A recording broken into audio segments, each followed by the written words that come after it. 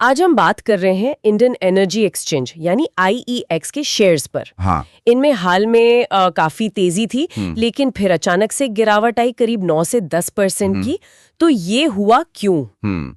हमारे पास जो जानकारी है उसके हिसाब से दो मुख्य वजह लग रही हैं। बिल्कुल। एक तो मार्केट कपलिंग से जुड़ी कुछ खबरें हैं और दूसरा हालिया तेजी के बाद थोड़ी प्रॉफिट बुकिंग। तो चलिए इन्हीं को थोड़ा खोल कर समझते हैं। हाँ बिल्कुल। देखिए, जो गिरावट का बड़ा ट्रिगर रहा वो ये मार्केट कपलिंग वाली खबरें ही थी कि जो बिजली मंत्री हैं वो जल्द ही स्टेक होल्डर्स के साथ, मतलब जो भी इससे जुड़े लोग हैं, उनके साथ मीटिंग करने वाले हैं। अच्छा। और ये खबर आते ही बाजार में थोड़ी कह सकते हैं चिंता बढ़ गई।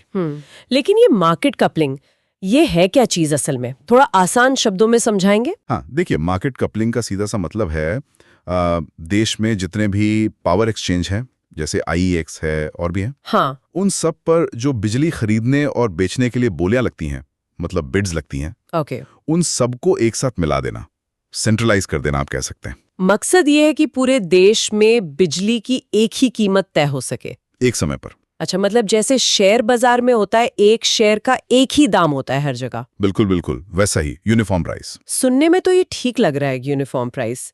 फिर ये आईईएक्स के लिए नेगेटिव क्यों माना जा रहा है? वो तो सबसे बड़े प्लेयर हैं। हाँ वही तो बात है। देखिए, आईईएक्स का मार्केट शेयर बहुत ज्यादा है, मतलब लगभग 90% बाजार उन्हीं के पास है अभी।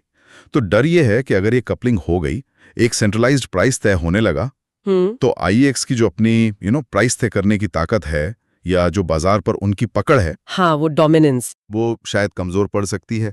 कंपटीशन बढ़ेगा, दूसरे एक्सचेंजों को भी बराबर मौका मिलेगा। अच्छा, कि ये जो कपलिंग होगी वो ब्रॉडर बिडिंग के जरिए होगी, मतलब कोई अंदरूनी सिस्टम से नहीं बल्कि एक खुली प्रक्रिया से।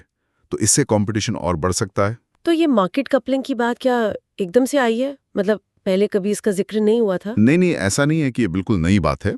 इसी साल मेरे ख्याल से फरवरी में हाँ, ऊर्जा सचिव ने ये संकेत दिए थे कि मंत्रालय और सीईआरसी जो रेगुलेटर है पावर सेक्टर का, सीईआरसी, हाँ, वो ग्रिड कंट्रोलर ऑफ इंडिया की एक रिपोर्ट है इस पर, मार्केट कपलिंग पर, उसकी समीक्षा कर रहे हैं। बल्कि पिछले साल सितंबर में भी एक सरकारी अधिकारी ने कहा था कि हाँ, मार्केट कपलिंग की योजना तो है। अच्छा, हालांकि तब कोई टाइमलाइन नहीं दी थी उन्होंने। और फरवरी 2024 का सीईआरसी का ही एक डॉक्यूमेंट था, हाँ, उसमें भी कहा गया था कि इसको लागू करने से पहले और स्टडी करने की जरूरत है और सबूत जुटाने की जरूरत है। और ये भी बात थी कि जब सॉफ्टवेयर वगैरह बन जाएगा तो 4 महीने का एक शैडो पायलट करेंगे। शैडो पायलट मतलब सिस्टम को चलाकर देखेंगे, पर असल बाजार पर उसका असर नहीं होगा, बस टेस्टिंग के लिए। अच्छा अच्छा, मतलब ये चीज पाइपलाइन में तो थी, पर ये मीटिंग की खबर ने अचानक से चिंता बढ़ा दी। बिल्कुल। और दूसरा कारण आपने बताया था प्रॉफिट बुकिंग। हाँ, वो भी एक फैक्टर रहा। जैसा आपने शुरू में कहा था, गिरावट से ठीक पहले आईईएक्स का शेयर काफी भागा था, अच्छी तेजी आई थी। हाँ सही बात है। तो जैसे ही ये मार्केट कपलिंग वाली थोड़ी नेगेटिव खबर आई, तो जिन लोगों ने नीचे के लेवल पर खरीदा था, उन्होंने सोचा कि चलो अपना मुनाफा बुक कर लेते हैं। हाँ, ये तो होता ही है मार्केट में। हाँ, ये एक नेचुरल रिएक्शन है।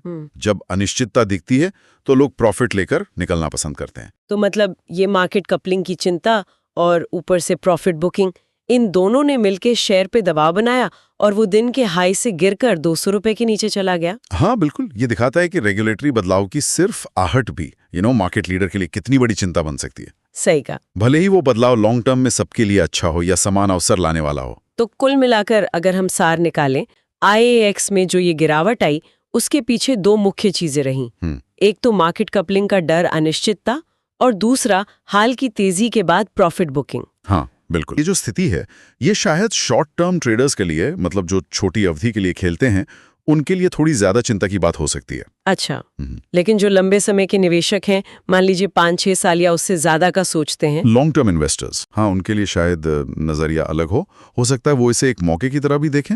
वाकई ये बात तो सोचने वाली है कि कैसे सिर्फ एक रेगुलेटरी बदलाव की खबर या किसी मीटिंग की सूचना बाजार में, खासकर उस सेक्टर की लीडिंग कंपनी में, इतनी उथल पुथल मचा सकती है। बिल्कुल, ये निवेशकों के लिए भी एक सोचने का विषय है कि भविष्य में ऐसी रेगुलेटरी अनिश्चितताओं को कैसे समझें, कैसे उनका आकलन करें।